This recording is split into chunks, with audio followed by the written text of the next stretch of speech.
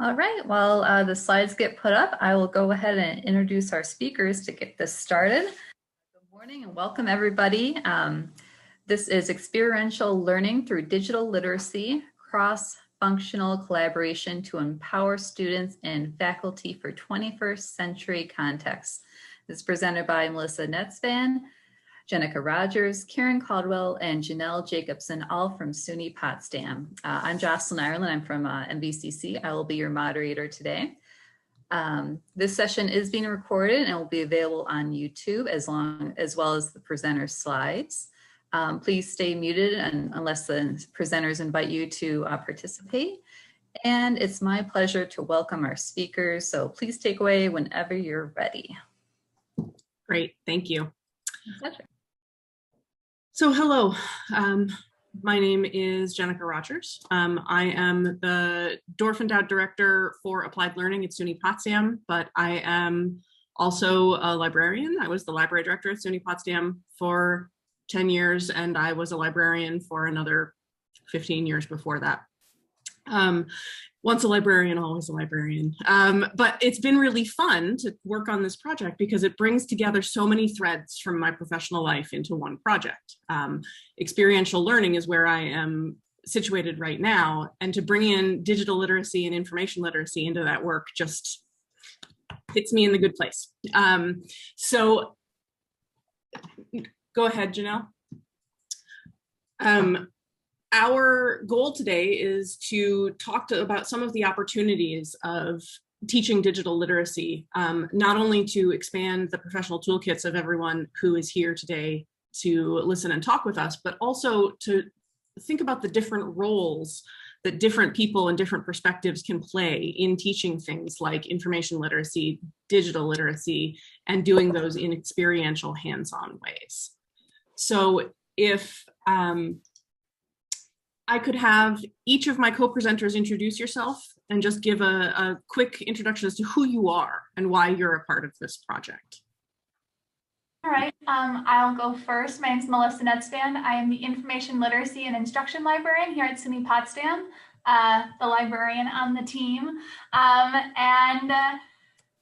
Yeah, that's me. And Jenica and I work really closely as we're both a part of the Low-Heed Learning Commons building and working together to serve our students academically. And Janelle? Hi, I'm Janelle Jacobson, and I am a professor in the Department of Public Health and Human Performance. My background is in both community and behavioral health, as well as health services, research, administration, and policy. And somewhere in there, I managed to work for community agencies along the way. So I really see the importance in experiential learning and working with the community of public health, especially in this day and age, because this is really where the rubber hits the road. So also, I have a unique love for librarians. Every time I've worked in public health practice and I didn't have access to a lot of tools, I always went to the medical librarians where I could find them. And got what I needed. And I really do appreciate the librarians of the world. And the fourth member of our team is the one who is the source of the brilliance of this project, because this project started from the faculty and came to librarians and applied learning, which is not always the way these things go. So Karen, please introduce yourself.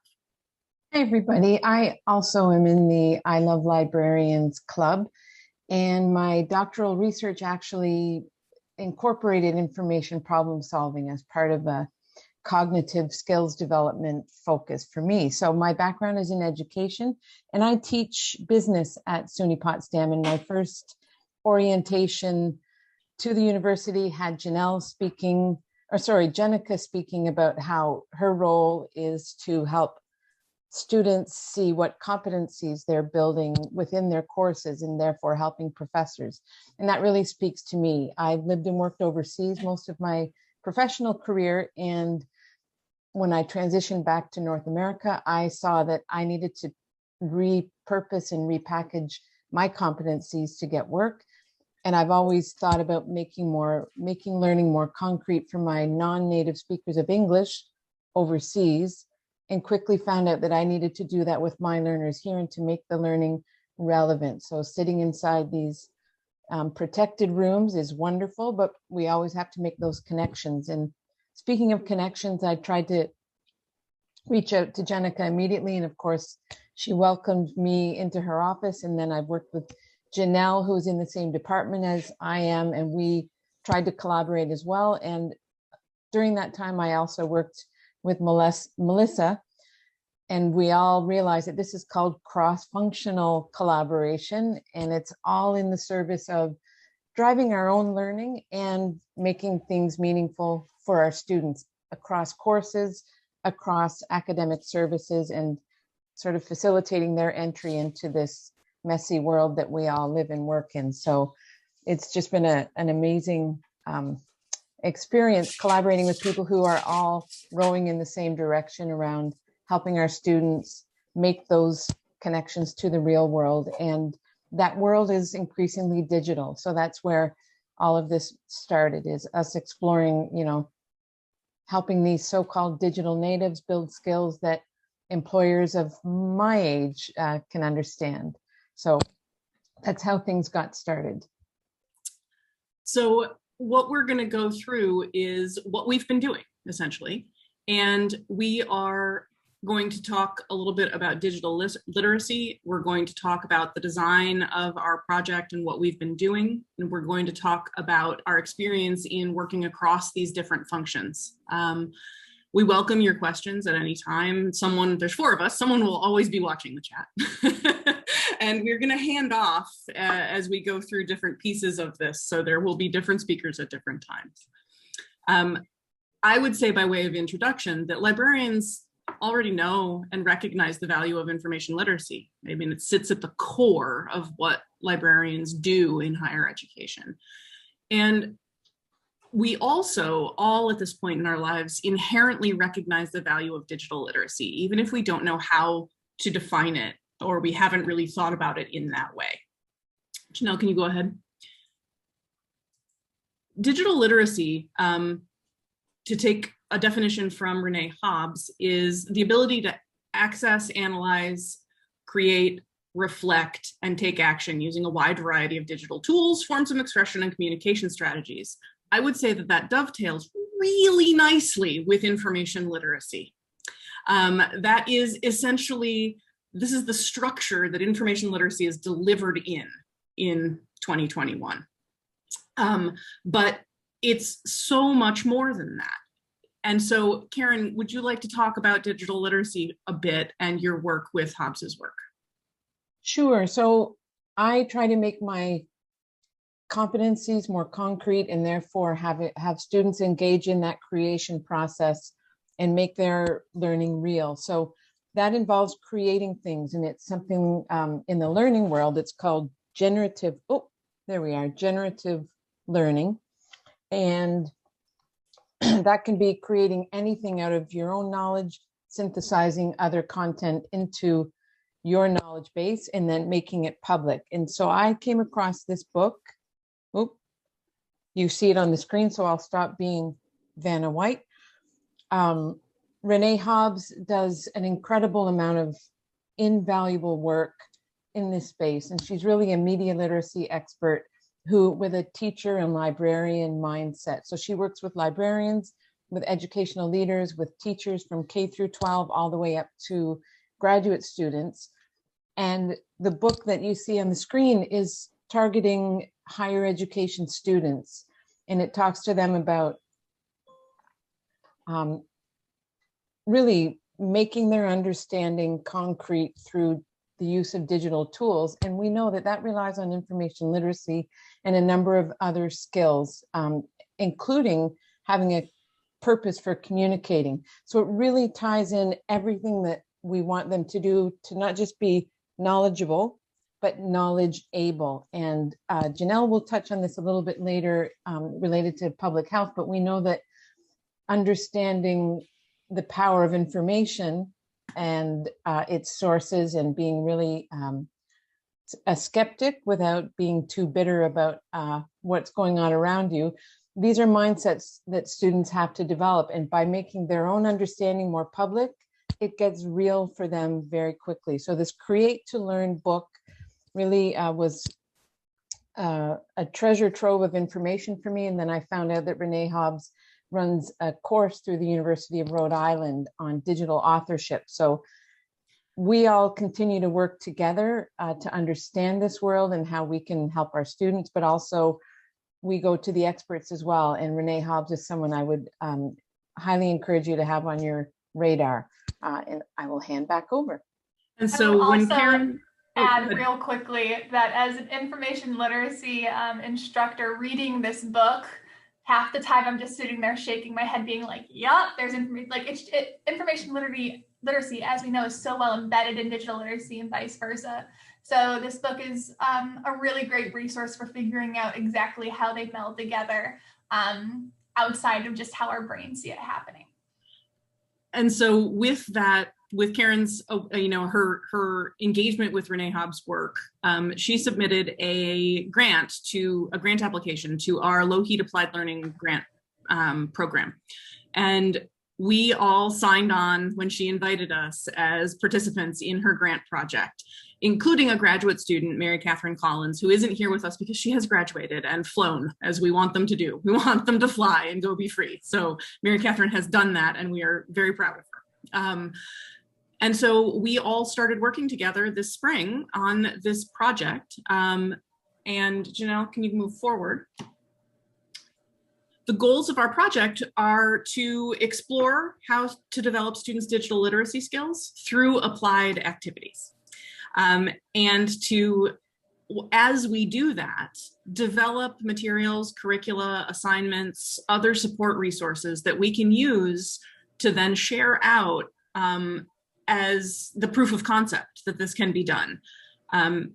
With my years of library experience, I have come to see how critical it is to provide structures and frameworks for faculty. If you are asking folks to teach differently or to include something new in their teaching, you can't do that blind. You need to provide them some scaffolding to get them engaged. And so that's one of the major goals of this project, is not only to share what we've learned, but to produce some tangible, reproducible, transferable, fungible resources that other faculty can then engage with to ensure that we bring these skills out to our students more effectively. And so now I hand off to, I believe, to Karen for the next slide.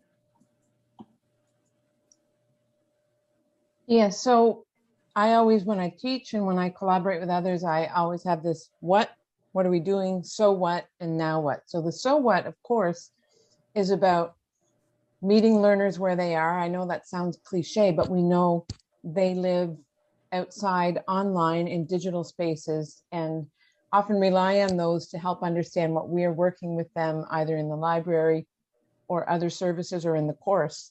But we do know that they are learning outside of the class using digital tools constantly, 24/7. So Janelle, if you could click again. And so the more tangible goals and motivation coming from parents, for example, is that they want their kids to have the right skills to be successful, whether it's going on to grad school or going into the workplace. And this beautiful disruption coming out of COVID is that it's just more and more clear to everyone that they need digital literacy to effectively enter the workforce or further study. Employers at the same time, of course, not surprisingly, indicate that digital skills are crucial. Students need content knowledge, but we are lifelong cradle to grave learners, and you cannot be static in your approach to learning. So digital skills will enable you to continue to thrive in your workplace as well. And I know I'm preaching to the choir, but these aspects are not always baked into coursework, for example, this mindset of I'm giving you some information in a course book, but you know what, this was published 3 years ago based on research from 10 years prior. So let's see what's going on in Twitter. Let's see what's going on elsewhere in other sources.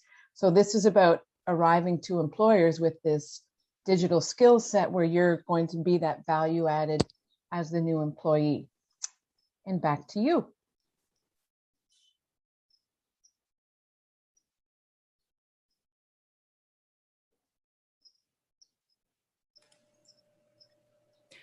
So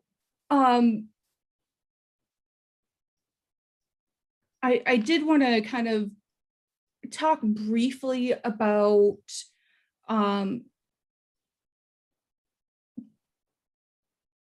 the importance of making sure that we have good information that is available to us. One of the issues that I ran into this last year, it's a COVID year, so it's any time in like the last 15 months or 16 months, was that during the previous administration, yes, that is my very ugly Norwegian, I think it's like a wolffish. During the previous administration, I was teaching several classes, and because things in public health, there are some things that are pretty stable, but there are other things that change over time, and using government resources or resources that are in the public domain, I ran into significant issues trying to decide whether the information that I was getting from some of the government websites was clear and accurate or not. And so that is an issue that I'm going to contend with in the next year as well. So getting back to talking about digital literacy and experiential learning, I actually did talk about some of the problems of the current administration. So I didn't try and kind of cover over it. I just talked about it. But many students are really hands-on learners. Students need to actively apply the skills in order to truly learn how to use them effectively. So Karen and I, to some extent, a lot of other faculty members are training to specific skill sets. We are training students in order to work in a job and learning how to use things that are free or that they might be expected to do and actually doing them. Faculty are terrible for teaching whatever and then doing, everybody has to write a paper. And it's 5 pages, 10 pages, whatever. But when you get into a job, you're not writing 5 to 10 page papers. You might be writing a blog post. You might be writing an infographic. You might be writing a white paper. You might be expected to do digital video presentations or host a screencast. Karen, talk a little bit about what you do in your class. Sure. So I'll just give a more concrete example of how I do this in human resource management. We worked on a live case this past semester with a real HR organization out of Washington, D.C., and students responded to an RFP, which is a request for proposals around training. And they had to propose their solution to a training problem. And many students said, oh, I'm good at writing papers. I wrote a 60-page paper last semester. I said, that's great. Now ask our client what they want. And of course, the client said, it's up to you. You determine, based on the purpose and the type of solution you're delivering, you have to choose what sort of format that will be. So some students wrote a white paper. There's been a great surge in white papers online lately because so-called experts are marketing their content knowledge to help employers transition employees to work from home. So white papers are kind of like an academic paper. So a lot of students chose that thinking, oh, that's my comfort zone, but I have to make it, I have to design it in this way and cite in this way and present in this way that is different from your standard APA, for example, paper. So that was a lot of students' comfort zone. And those who really pushed themselves, because this was really a safe space, they just had to try something and think about their communicative purpose. So some did a screencast and talked their client through various opportunities, and they'd come on screen and they use words like, cool, that was crazy. This marketing demonstration we saw was crazy. And that group was memorable to the employer. That would not have come through in an academic paper, for example, to the client. So those are concrete examples of how the students had to make those decisions about the product they create, but also how they communicate that to someone who's in Washington, D.C. And so a couple of those bullet points that you see on there, I'll look at the top, which is a course synthesis, and the bottom, which is a performance aid. The course synthesis is a collection of graphic and text-based information that represents what each individual learned in the course, and it's their takeaway. So as you know, in a learning management system at the end of a course, in most institutions, students are cut off from those products of learning that they've created, for example, in discussion forums. So as part of the learning in my class at mid-course, they have a week to put together a synthesis, but it has to be graphic, mixed with words, and something they create to keep and they share. And that is really tough. I'm going to talk about that a little bit later, but that's something students take away and they can show as evidence in an interview, for example, submit with a grad application, and equally important, it becomes a performance aid for them. It's a quick and dirty reference for them to look at later. Say they take another HR course at the graduate level. They have a synthesis that they've applied their digital literacy to collect information from the course, quality information from the internet, and their own learning inside the class. So there's their own flavor, their own personality in that performance aid. So I call them performance aids. This is something I've seen a little bit online, but we all have our job aids around our computers, like, oh, what was the phone number, or what was that process that we always have to go through? Those help you perform. And that's how I communicate that to a student. I just say, grab whatever from the course is valuable to you, that is valuable to your future career or a course you're taking elsewhere, but make it your own and package it in your own way and be ready to share it with potential employers, because you'll be one of the few students who can do that and give evidence of certain competencies in this one-stop shopping. So that's, go ahead. I think that's a great intro to the next slide. Janelle, if you could move forward. I actually just wanted to talk a little bit more about a different perspective on performance aids.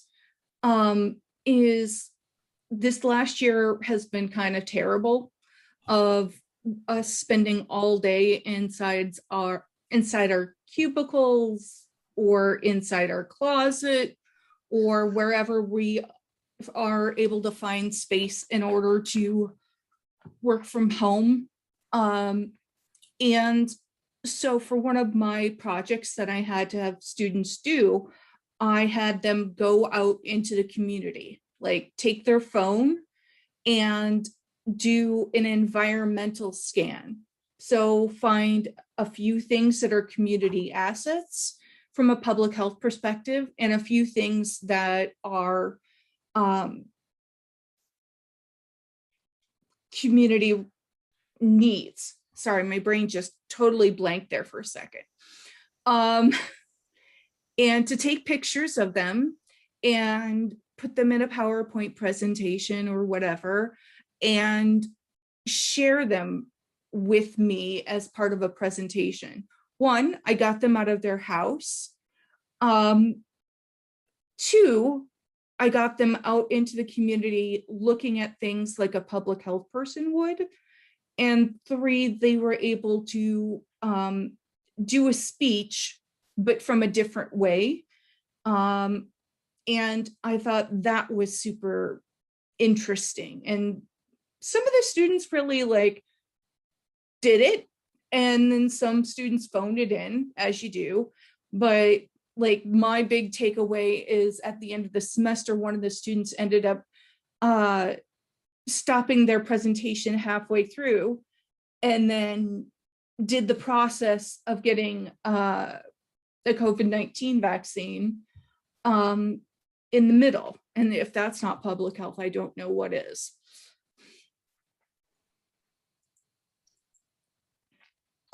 Okay, so just a few more practical tips on what you will face when you work with faculty and students on this messy, difficult generative learning process that is so invaluable. So the first point is that you will have resistance, both from faculty and from students, because they're uncomfortable. You're taking them out of the academic paper or whatever mode of demonstrating learning they prefer. Many just want multiple choice questions. And I teach at the graduate level, and I do get those requests. Can we not have a weekly quiz? And that opens up a great discussion about why are we here and where are you going to apply this learning? So you will get initial resistance. You're probably not communicating the task effectively if there's no resistance. Second part is that we have this assumption, of course, about digital natives and them being fluid and fluent with technology. That's at a functional level. They know how to function with these devices very effectively, but primarily mechanical. When you go beyond to these broader applications and bringing together multiple skills, we are all on an even playing field. So age is really not a factor, and I teach at all levels. I teach in a doctoral program as well, and the skill sets vary across the board, and it's not really about those digital natives that we keep hearing about. The key for instructional purposes is to keep in mind that you need to move your learners from low risk to high risk. So that's one of the beautiful points about learning management systems. And I don't like LMSs, but this is one of the great benefits, is that it's a safe and closed space for them to take these baby steps. So I bake these initial tasks into a discussion forum. I say, take this reading, do a quick and dirty hand drawing of your understanding with words and images and showing the connections between key points, and then post a JPEG. So that's just an initial draft or a prototype of what will become at the end of the course, maybe a performance aid. So move from low risk to high, encourage them to share it. I call it a gallery, not a discussion forum. And then they comment on each other's and say, oh, I didn't think that was important, but now that I see yours, I'm going to add that to mine. Absolutely low risk. Then you move on to, let's say, mid-course. Let's look at our course synthesis. And I have that as an option in almost all discussion forum activities after about the third week when they've gotten their feet wet. I can say, you can respond to this discussion prompt, or you can demonstrate your learning with an infographic or even a draft of an infographic. Just demonstrate it. It's not going to be perfect. They also begin moving from private to public. So all of this is private within the learning management system. And then I have them create a Twitter account and just start microblogging. That could be taking an article they read in our course and adding a one-sentence take on their understanding or what they see as the value added. We do this all the time naturally, but they don't necessarily have the ability or the understanding that you're building your online identity. Employers are going to look at this. So push out content that shows that you're part of this larger conversation, and you also have a take on content as well. So you ease them into that as part of the learning, maybe say by week 4 or 5, and they've had 2 or 3 weeks to explore their own understanding of that content.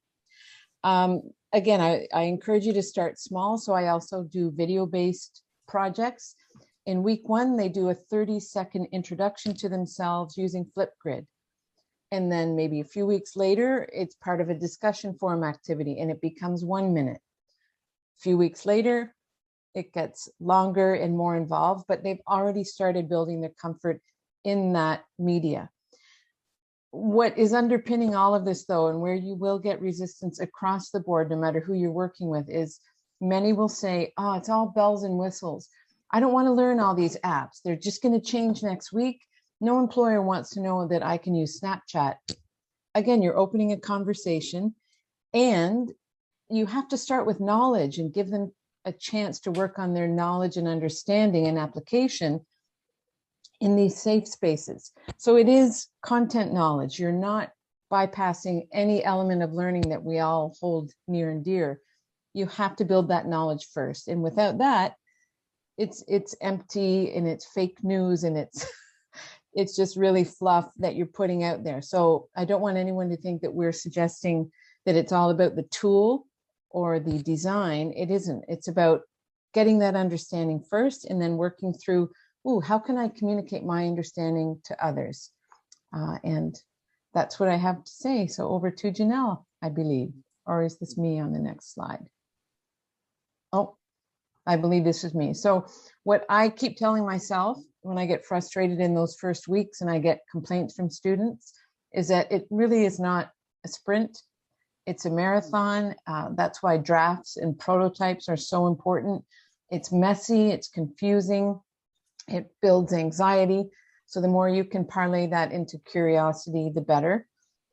Things really become valuable to students in the end, and you get effusive support in that final week when they're demonstrating their course synthesis.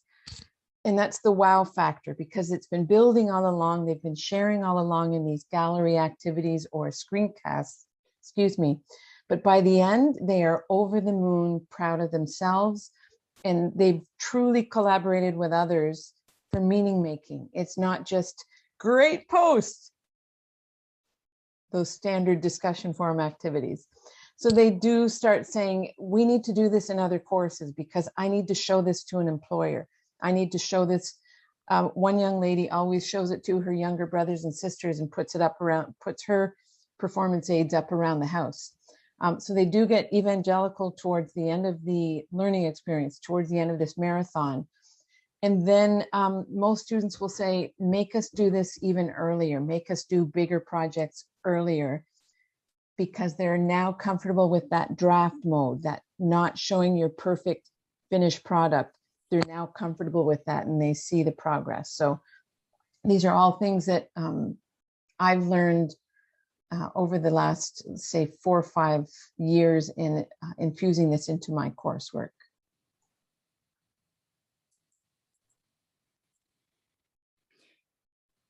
So 2020 was a dumpster fire. From the best laid plans of what I was going to teach from a public health perspective, and then everything that happened. So looking at digital literacy from a pedagogy perspective during a chaotic public policy period, there, like I had said before, there were problematic issues with government websites, putting out misinformation, trying to bat down all of the other additional issues associated with it, and deciding what sources do you trust? How do you sit down and really take a look at it and make sure during a time when we don't necessarily have all the information, there's that. But how are you supposed to handle teaching about a public health emergency versus what is actually happening. So this is the importance of having a public health practice experience. So for a good chunk of my professional life, I have actually worked in a public health setting. I've worked in nonprofits. I've worked in government organizations, and I've also worked for universities. But I am now a tenured professor. And so what I've seen it mean to some faculty members is it's time to take my victory lap and not necessarily do a lot of extra stuff. But there's great opportunities to be relevant.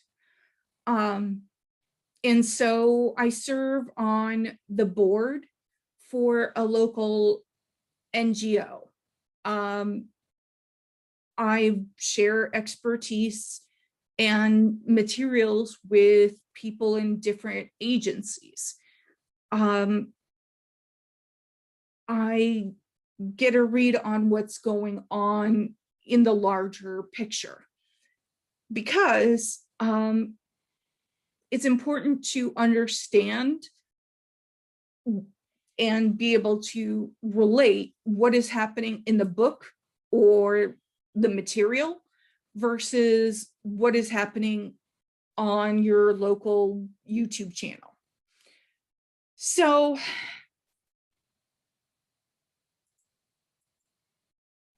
I'm going to hand it over to Jenica and Melissa. One of the examples that Janelle has told in different times when we've done this project, done presentations on this, is that in 2020, teaching public health became almost impossible in that you could no longer say you could trust a .gov website. And that really resonated as a librarian for me, and I'm sure for Melissa as well, because one of the things that has always been a universal truth is that you can trust the .gov sites because the government publishes facts. So 2020 was a rough year. It hurt my soul. So Melissa, why don't you jump in here? Well, and going into that, that leads directly into the first point that we have here, because it was really weird to have to teach authority within the lens of .gov websites as well. Normally, I don't have to think about talking about authority in that context, but in the public health world, and I taught some classes for Janelle throughout COVID, and the conversations that we had for prepping for these and the conversations that we had within the classroom as well.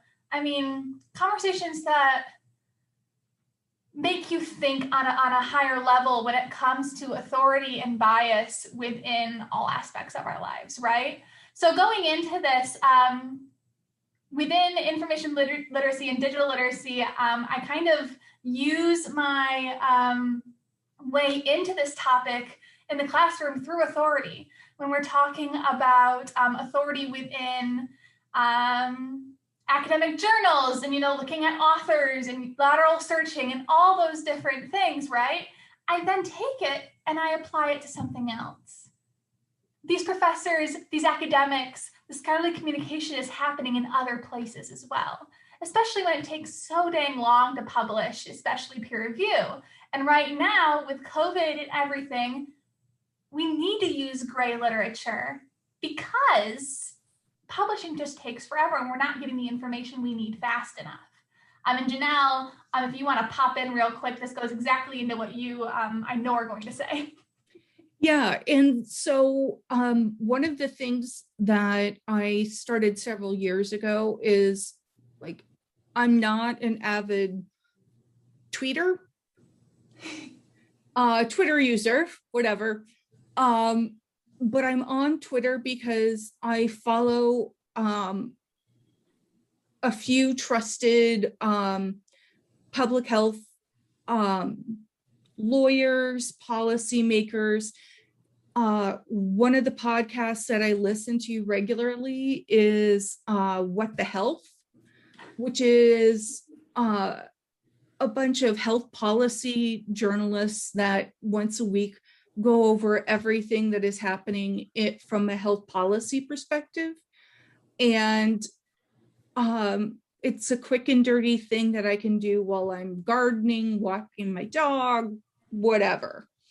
And there's a couple of other podcasts that I listen to as well. Looking at blogs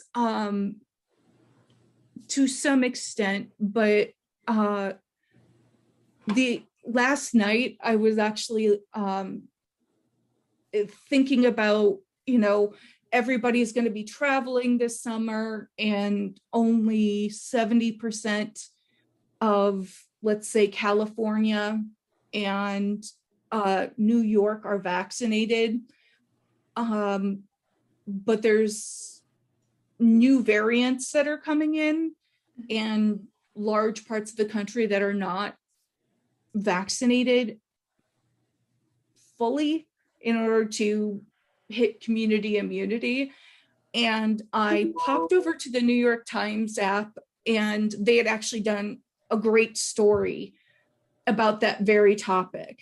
And so, and ultimately, it's kind of as bad as I think it's going to be. So I shut the app and I went back to watching a TV show from like 10 years ago, because that's what you need to do. But using this gray literature is important when your topic is constantly evolving and changing. Right. And one of the things that has become most important in information literacy instruction out of this library is bringing up gray literature, especially when talking to the professors ahead of time when I have the chance to, and really talking about what types of sources are they using? Do they want me to bring up gray literature? Do they want to have that conversation? Because I have to respect, the confines of my probably 45-minute one-off session that, we all get stuck with. But there are moments within all of this that we really have to take a step back and figure out, where is the information coming from and how do I get the most up-to-date information? And having these conversations with students, really honestly, my mode when teaching is relatively informal because I want to be able to have these scholarly communication moments with these students and really get their minds, working and have them comfortable talking to me in the class and outside of it. And what we've found is that the more we have these conversations about, say, even Wikipedia, students get engaged because they're like, oh my gosh, a librarian is talking about Wikipedia. And it scares the crap out of them. And my mind has been completely flipped on Wikipedias in the past year. And Karen and I were both in a webinar training. It was a workshop about Wikipedia turning 20. Crazy. Wikipedia is 20 years old, guys, right? And how it's changed and evolved and how we can use it as an educational source, right? How we can use it to help students be a part of that scholarly conversation, as is a core tenet of the ACRL framework for information literacy in higher ed, right? Same with Jenica, it's the NACE. The NACE career competencies, which Yes. are in many ways, they're what we used to call soft skills, but I refuse to continue calling them soft skills because that devalues them. Things like communication and the ability to use technology are not soft skills. They are critical core competencies for success in life and careers. Yes, exactly. And one of the things that I came to realize in this training was how blind I had been to the way that Wikipedia is a phenomenal resource for these students. We tell them to use it in lateral searching to make sure that the author isn't a conspiracy theorist or whatever, and it's great for those moments, but it's also great for other things. It's great as a part of what Karen is doing in her classroom and having students really be a part of that process and creating information and sharing information. And there's a whole entire educational side of Wikipedia that I encourage you all to look into as a part of this, as a way of sort of changing our perspective on something that we've kind of poo-pooed for the past 2 decades, right? So that's something I want to throw out there. It is a third rail topic within librarianship, and I know that, but when we're talking about digital literacy, we're talking about a change in the way that scholarly conversation is happening, and how we can start having those conversations in different formats. And this is one of those ways that we can teach students to do that and teach them those core skills so that when they get into the workforce, they already know how to do that. Moving forward, I'm sure all of you have had the same struggle as I've had in trying to preach and embed information literacy into campus education, into general education, and standardizing it in some way, shape, or form. And we just constantly get pushed back because, especially right now during COVID, everybody is so stressed and there's just no time to think about things along those lines because we're just trying to survive. Right? We're just trying to survive at this point. We finally got a summer where we can breathe somewhat. Everyone's just like, thank goodness. But digital literacy is a great way to kind of reinforce the information literacy conversation on campus. Because when we're giving professors these tools, we're literally handing them the resources that they need that they can readjust for their own classes, right? Then they're going to immediately embed information literacy education into their classes, whether they know it or not, because it's embedded in the digital literacy, because it's all intertwined and connected. And I found it extremely helpful to have these core allies on campus, being Jenica in applied learning, and Karen and Janelle as well on campus, because the more breadth that you have in the people that are working on this project across campus functions, the more people kind of have to listen to you, right? Sometimes they like to push the library to the side and, just push us away to what they think are our books and all that jazz. And really, all we're trying to do is save them time and energy in their classes and help their students be the best students that they can be, the best researchers that they can be, the best citizens that they can be in society. And the easiest way to do that is through information literacy education, which is in digital literacy education. So all of this just links really well together. And I'm going to let Jenica talk for a little bit because she could go right off this. And I sure can. So just to build on what Melissa was just saying, about expanding the instructional footing for things like digital literacy and information literacy. There have been a lot of information literacy instruction sessions that are done linked to a research assignment, because research skills is the logical, obvious place to begin teaching students about concepts in information literacy. And it is a necessary step in the traditional write a paper academic process. But those skills, as important as they are less useful to the student in the immediacy of their mind. So a student who has a really traditional, very thorough research education from a librarian on how to be information literate in their field and write a paper may say at the end of their course evaluation that that was super helpful in writing a good paper. Right? We've seen that. We glow when we get those responses, like, awesome, they got it, they felt it, they learned it. What we don't get is what Karen and Janelle have seen, which is students who say, this needs to be in everything, right? And I think that is because there is a direct link between being able to participate on Twitter and learn things and be a part of the conversation, or make an infographic that you then publish online, or do a different kind of course synthesis that you are creating something that you can then tangibly well, not holding your hands because this is all, we're talking digital, but metaphorically holding your hands. It is a different internal intrinsic value for the student than being able to write a good paper. We recognize that research skills and information literacy skills are absolutely transferable to 1,000 different things in your life, but providing a tangible example of that to the student, of how they will take those skills, information literacy and digital literacy skills combined, to create something that is of obvious current value to them, changes the way they learn about it. It changes the way they value that piece of their education. And I think that it has the potential to amplify their interest in information literacy and also amplify their interest in the content they're being taught by their professor, because they see that these things become integrated, real, and currently relevant to them.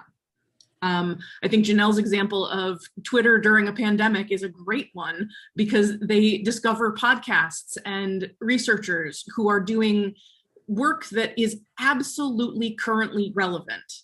And then if you are teaching them that they too can contribute to that, it turns them into more effective public citizens, people, etc. Exactly. So, and if I could butt in real quick,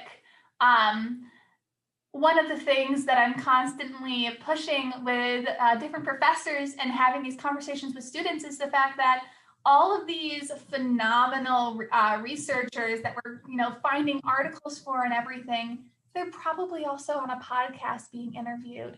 They probably also have a YouTube video about their research. So if you're already assigning students a crap ton of papers to read, can you put a podcast in there? Can you put a YouTube video in there? Can you give them different types of information formats so that you're kind of breaking it up a little bit for them, so that you are serving all types of learners, not just the ones that get it really well from a paper? These are the types of things that are a part of this conversation, and the ways that we can kind of poke into professors' minds that this is worth your time. This is something that you preach anyway, reaching different types of learners. It's just a different way of doing it. You don't have to change what you're teaching. I'm just really proud of the moment when I assigned a season of podcasts on, I think it was Medicaid reform, and a friend, a student and their wife were driving somewhere. I'm like, perfect, pop it on, you'll be good to go. I started a fight in a car. What conversation do you want? Because they were so mad, and I'm like, cool, did you talk about it? Because that's another way of implanting it into your brain. Engaged learning right there. Exactly. And Merritt, go ahead. Ultimately, from a public health perspective, we have to do applied learning now, because this is actually part of credentialing. We don't want students to come out of our programs being able to write a paper. We want them to come out of our programs being able to write a paper and all of the other stuff. Right. And so from the perspective of applied learning, doing this work in the classroom is safe mode, right? This is, you reboot your computer in safe mode so you can't break anything.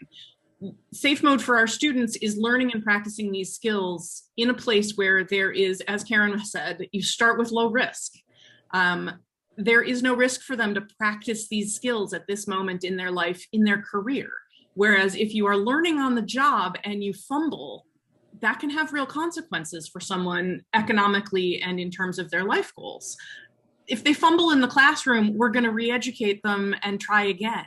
And that's, so they need to learn those skills here, not out in the world where the consequences for failure are scary. And we are rapidly approaching our end. So let's move forward and wrap up. I was wondering if we just wanted to skip to questions and give some people Yeah. time to unmute and Yeah, let's leave up this lovely testimonial. And does anyone have a question? If you'd like to unmute or type it, please ask.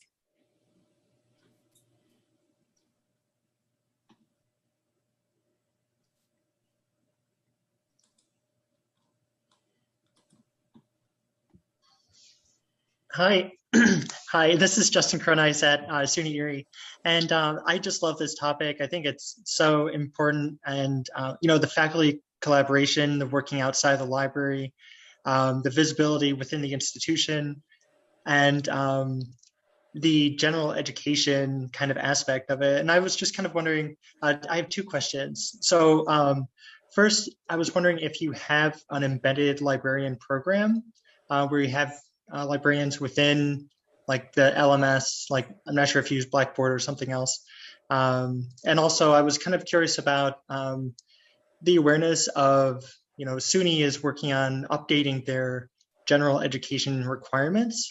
And I know this digital literacy kind of fits right into how SUNY is trying to realign with middle states and the competencies.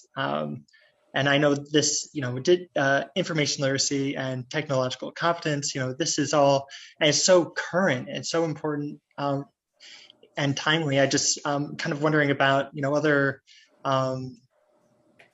libraries' awareness of that. Thank you. So we don't currently have an embedded library program. As much as I would love something like that, that is not something that we currently have going on. As far as the SUNY level, Jenica, did you want to hop on? Yeah, so to be honest, I have not been following SUNY's Gen Ed discussions because SUNY Potsdam just redid our Gen Ed program, and we this year have fully implemented the Potsdam Pathways, which is a fully redesigned Gen Ed program that will meet whatever SUNY is coming up with next. Yeah. Information literacy and digital literacy we're still figuring out exactly where they fit into the new required pathways, but there are lots of places where it can. And I think actually that's the beauty of our Pathways program, because one of the things that Pathways does is requires a connecting theory to practice course or experience, which is basically an applied learning requirement. And so I think that we have a lot of opportunity to embed these skills. And then there's also there's what we're calling the 301, and the 301 is an interdisciplinary course team taught by multiple faculty, which another great place to embed these ideas. There's communicating within your discipline, a great place to do information literacy, also digital literacy. Yep. And there's also information literacy embedded in the beginning courses, those 3 courses for freshmen, and it's really well set in there. I will say something I'm very glad about is the fact that I actually serve on the Potsdam Pathways Curriculum Committee as the information literacy person. So my job is to be in those meetings, to have these conversations, to point out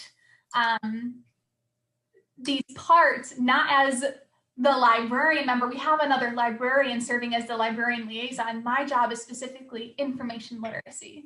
And I think it's very encouraging that I'm included in that conversation at such a high level. Yep.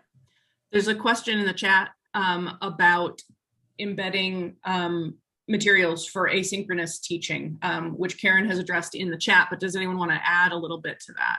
Another thing that I'm doing as far as information literacy side is I'm creating, I'm in the process of creating videos to cover a multitude of topics. It's going to kind of create a tutorial system that goes through all the different levels that we want to go through and covers the framework, the ECL framework very well as well.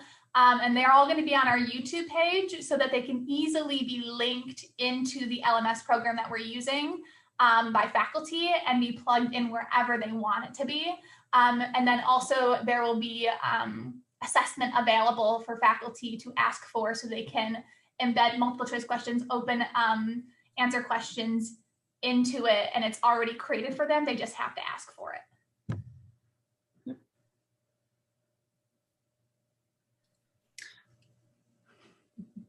Anything else?